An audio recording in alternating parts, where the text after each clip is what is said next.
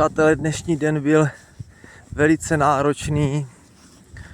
Jdeme do Kostelan, tam míme Koryčany, odtam jsme přišli. Navigace nejela Za 300 metrů odbočte mírně vlevo. skoro 4 hodiny, takže jsme tam bloudili v lesích, tam vzadu. Díky bohu je to za nama, ale do cíle nám zbývá 20 kilometrů, takže vůbec netuším, kam až dolezeme. Beluša funí, je vyřízená, protože je tady všude bahno, tak se furt probořuje, boří se do bahna, no je to na prd.